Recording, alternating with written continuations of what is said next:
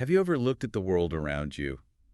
You know, the sky, the trees, the way things just work, and wondered if if it's really real, Yeah. the foundational reality. Mm. What if it's all just incredibly sophisticated data, like information being processed on some kind of cosmic computer? It's a mind-bending thought, isn't it? Totally. Welcome to your deep dive. You've handed us this stack of really fascinating sources, articles, research papers, all exploring this very idea, Mm. this simulation hypothesis. Yeah, it's one of the most debated ideas out there right now. So our mission here is to unpack all this material you gave us.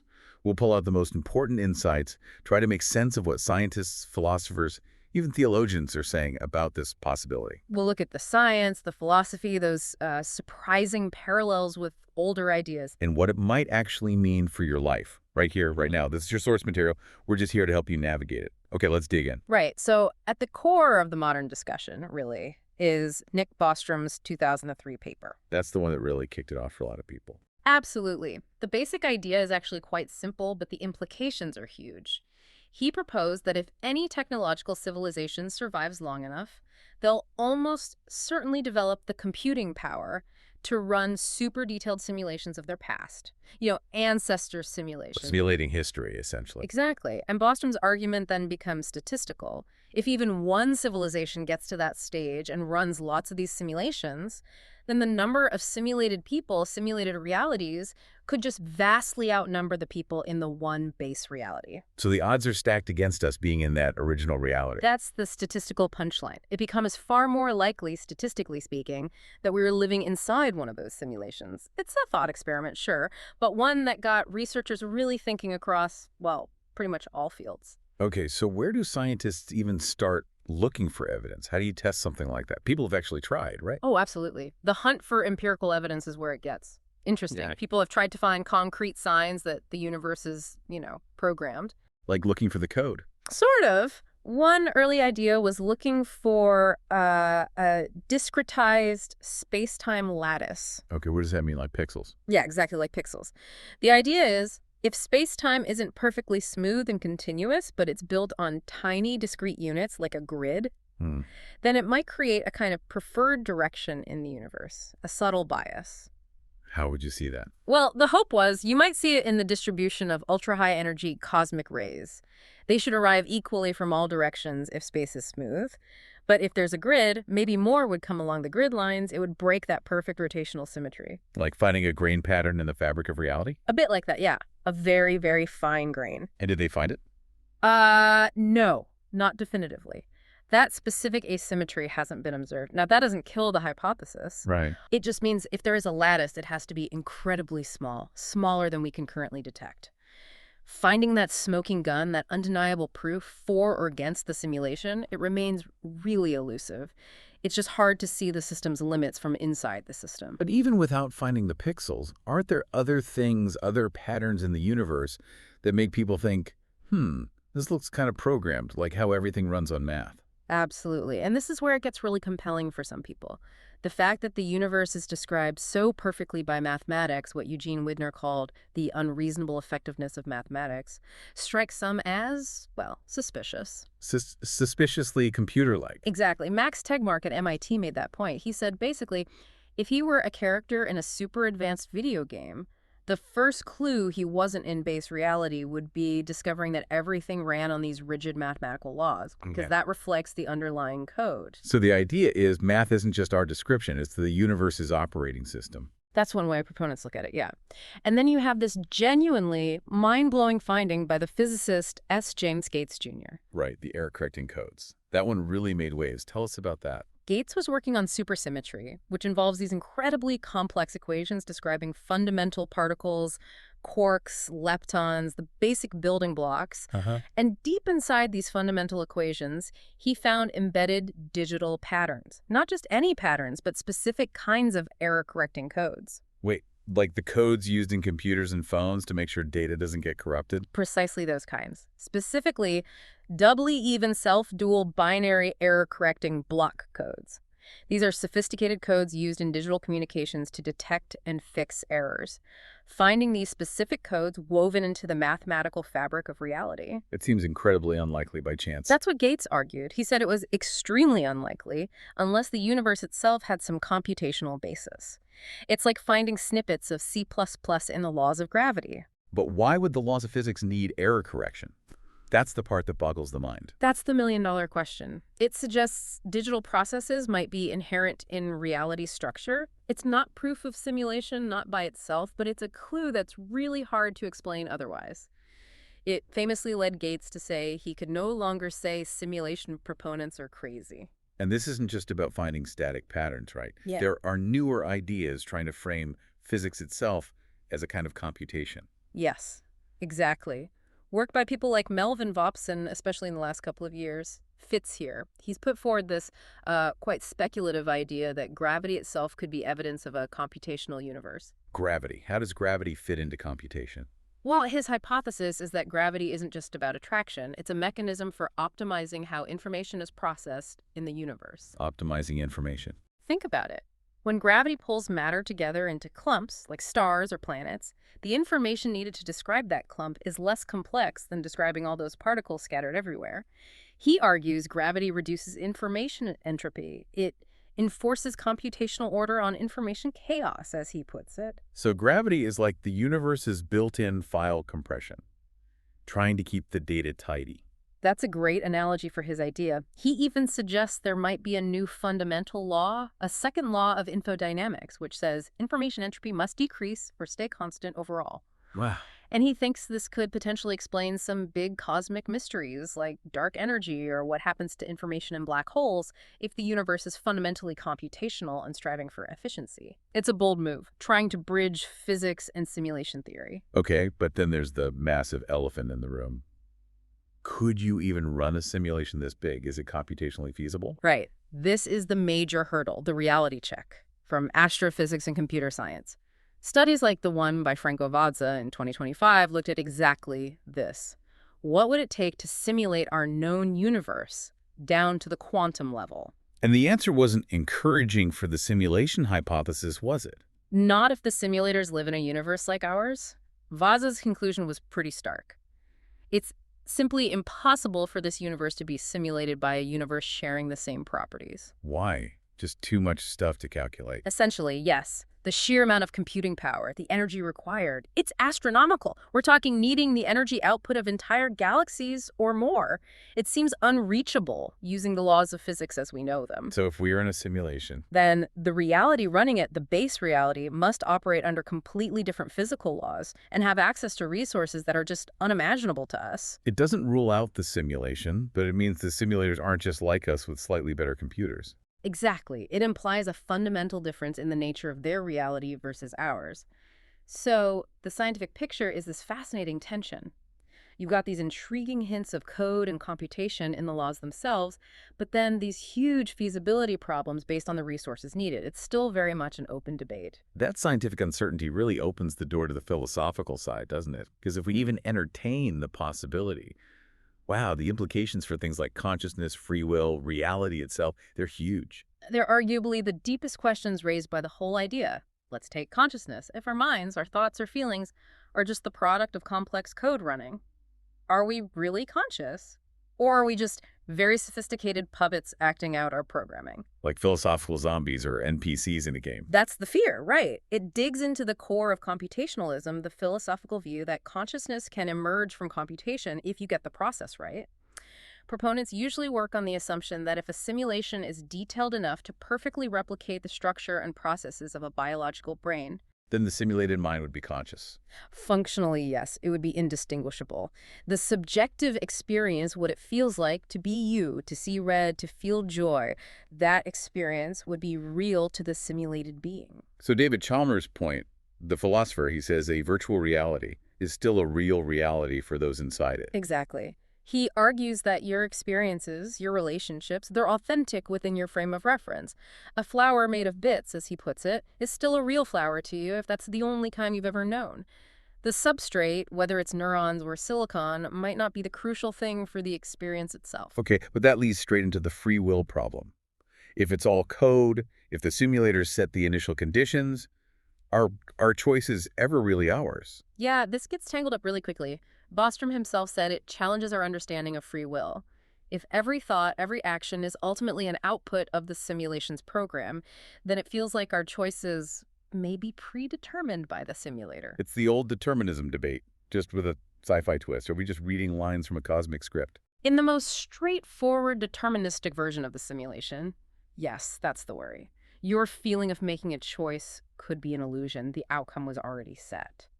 But maybe it's not that simple. Yeah. Could there be randomness built in? Or maybe the simulators just don't interfere. Those are the counter-arguments, very much like in theological debates about free will and divine foreknowledge. Maybe the simulation includes genuine quantum randomness.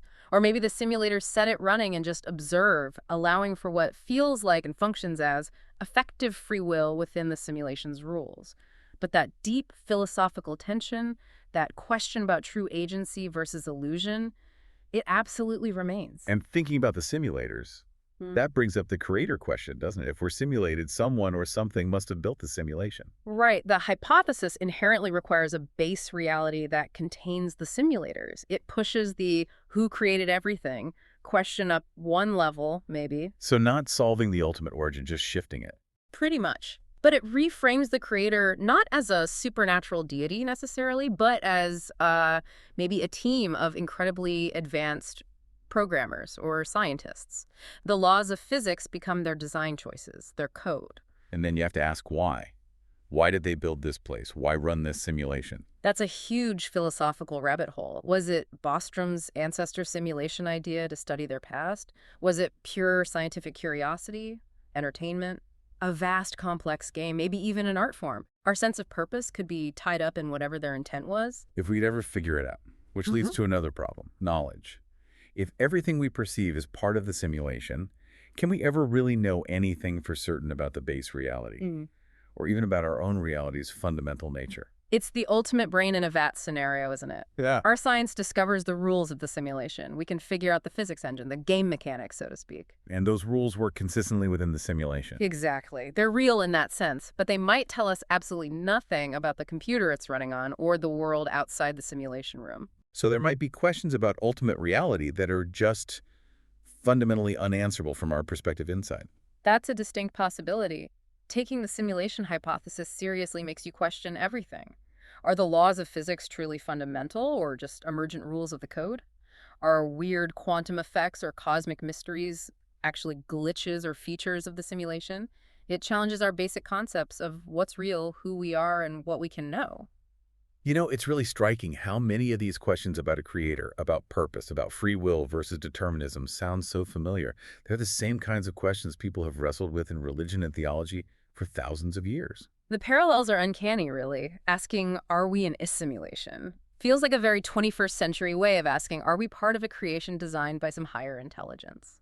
The themes overlap significantly. Like the idea of an unseen, all-powerful creator figure. Absolutely. Central to many faiths is the idea of an omniscient, omnipotent creator who exists outside our reality, unseen, having authored the universe. The simulation hypothesis gives you, well, intelligent designers running the show from outside, monitoring everything. The laws of physics are their code. They could, in theory, intervene, perform miracles by tweaking the variables. It's like swapping a divine being for a super programmer. And predestination. Fate. Another huge parallel.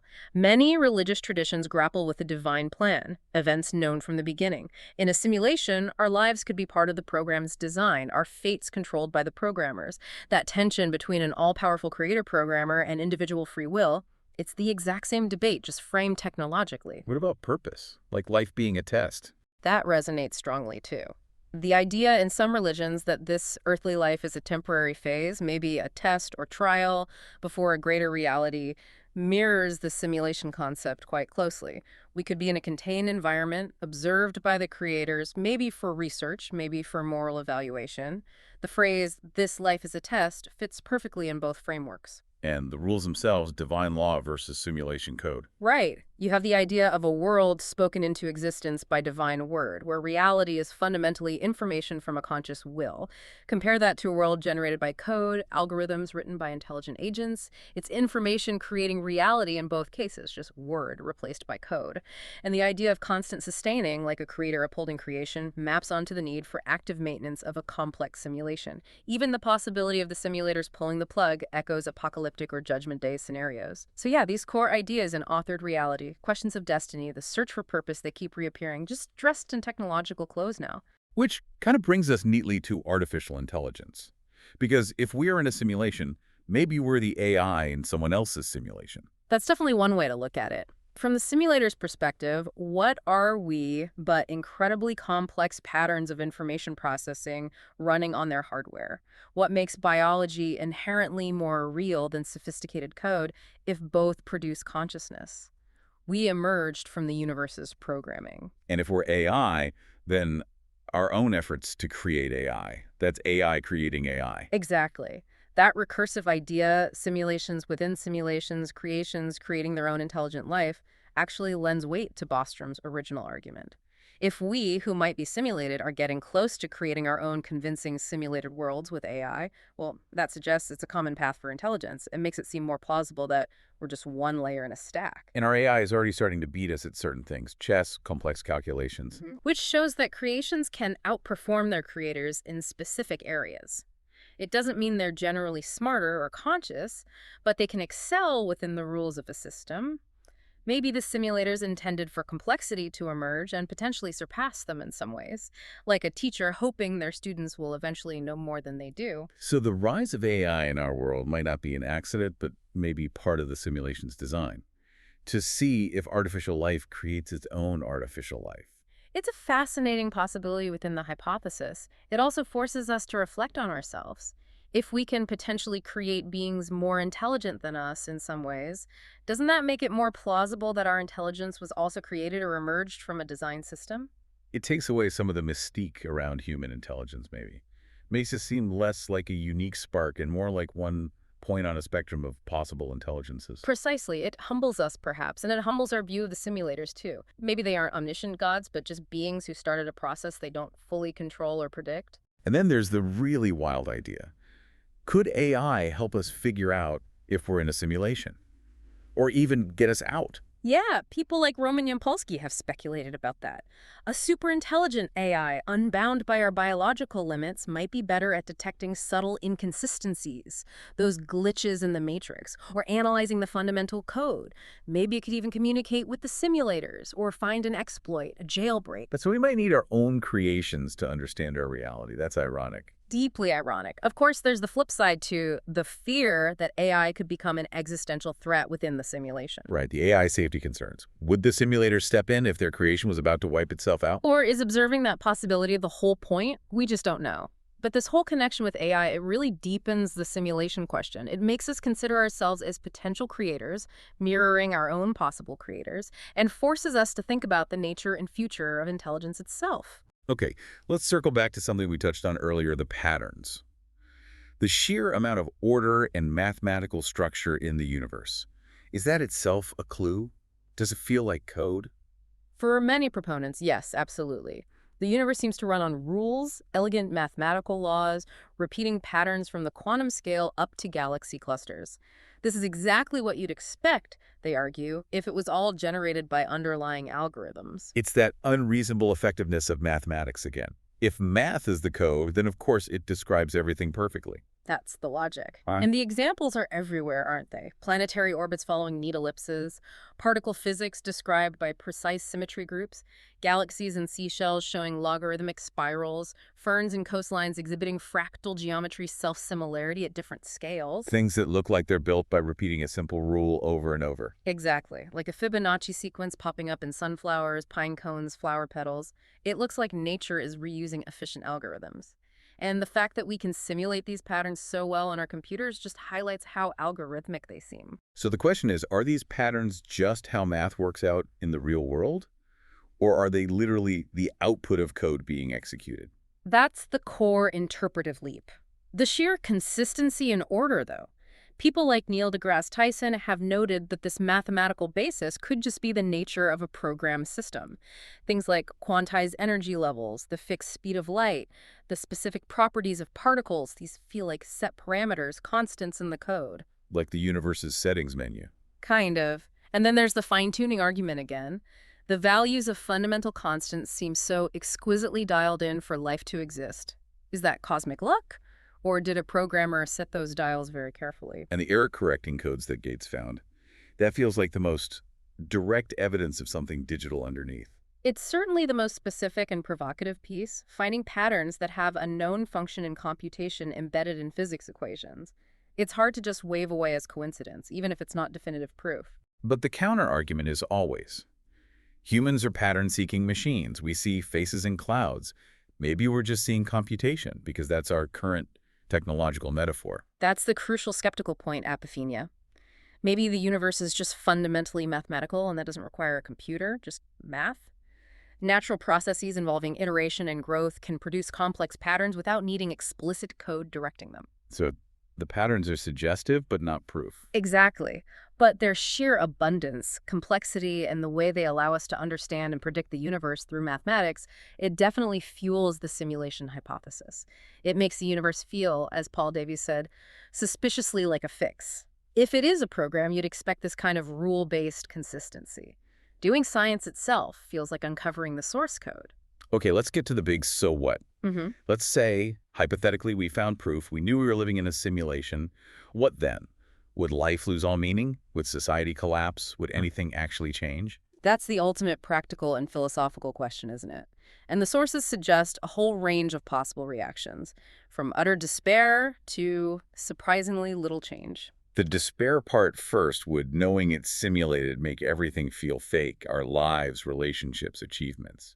There'd definitely be an existential shock, no doubt. An identity crisis on a massive scale, probably. But philosophers like Chalmers push back hard against the idea that it makes everything not real. His point is, it's been real to you your whole life. The flower made of bits is still a real flower to me. Right. The meaning we derive from experiences, from love, from accomplishment, from beauty, that meaning arises within our conscious experience, regardless of the underlying substrate. Knowing the substrate is code shouldn't suddenly invalidate the experiences themselves. They were already meaningful. So the value is in the experience, not the origin. That's the argument. Your feelings are genuine. Your relationships are real within this reality. You'd just be a self-aware participant in an incredibly sophisticated construct. So life could remain just as meaningful. But what about the risk of nihilism? People thinking, it's just a game, nothing matters, let's go wild. That's a real concern you see mentioned. If consequences aren't seen as ultimate, maybe morality breaks down. But most sources argue against this. For one, simulated suffering is still suffering. Harming someone in the simulation causes real pain to them. Ethical obligations likely wouldn't just evaporate. Plus, Bostrom's point, maybe don't annoy the simulators. Exactly. There might be rules and consequences for breaking them, maybe even getting the simulation shut down. It's a pragmatic reason to behave. And John Searle argued that from our perspective, we still make choices and face consequences within this world, so responsibility remains. Unless you assume the simulators are malicious, there's no strong reason to abandon morality. You might even try to live ethically to, well, impress the creators. Does it change how we think about free will and responsibility if it's all predetermined code? It potentially reinforces a hard deterministic view, which classically undermines moral responsibility. If your actions were inevitable, how can you be blamed? But again, pragmatically, we feel like we have choice, and society functions on accountability. People found ways to reconcile religious predestination with moral effort. They'd likely do the same here. Maybe the code allows for enough complexity and randomness that it feels like choice. What about science? Would we stop investigating the universe if its laws are just sim code? Probably not. It would likely redirect science. The goal would become deciphering the simulation's rules even more intensely. Maybe looking for bugs, backdoors, limitations, trying to communicate with the outside. Science becomes hacking the matrix. In a way, yeah. Or reverse engineering the software. It could open up entirely new fields, like trying to understand the simulator's reality, a kind of technotheology. While some worry it's a distraction, for others, it's the ultimate scientific quest, understanding the true nature of our existence. Day-to-day science and engineering would likely continue, just with this added layer of interpretation. And how would people react personally? Would it be terrifying? Ah. Exciting? All of the above, probably depending on the person. Thrilling for some, we're part of a giant experiment. Comforting for others. Someone's watching over us. Deeply disturbing for many, ontological shock, paranoia, are they testing me? But societies adapt. Think about Copernicus, Darwin, huge shifts, but life went on. Eventually, it might just become another accepted layer of reality, maybe even seem mundane generations later. And our goals. Mm. Why paint a masterpiece or strive for justice if it's all bits? Because it improves the experience within the simulation. Art still evokes emotion. Justice still reduces suffering here. The effects of our actions are real to us. Maybe the purpose becomes creating beauty or knowledge for the simulators, a quasi-religious view. Or maybe, as secular existentialists would argue, we just continue creating our own meaning, simulation or not, because that's what conscious beings do. Ultimately, most analyses suggest that while the philosophical shift would be immense, our day-to-day lives, our core values, our human projects, they'd likely continue. Because this reality, simulated or not, is the only one we know, and it feels profoundly real to us. Okay, so that's quite a journey we've taken. We went from looking for literal pixels in space-time and hitting computational walls to getting tangled up in consciousness, free will, and purpose. We saw these really striking parallels with age-old religious ideas. Yeah, the echoes are amazing. Considered our own potential role as AI creators, maybe even AI ourselves. We looked at how all the patterns in nature could be seen as hints of underlying code. The signatures of design, yeah. And finally, tried to figure out what it would actually mean to live here, knowing this might not be the base reality. It covers a huge amount of ground, cutting-edge physics, deep philosophy, AI, ethics, even theology. Hopefully, diving into your source material like this has helped clarify the arguments, the evidence or lack thereof, and just the sheer scope of what this hypothesis touches. It really sits at a fascinating crossroads. It does. So here's a final thought for you to chew on. If we are in a simulation, and if it was designed to allow for complexity, consciousness, even for us to create our own AI, maybe the point isn't figuring out how to prove it or escape it. Maybe the ultimate test or the purpose is simply about how we choose to live within this reality we've been given and what kind of meaning, what kind of value we manage to build together right here.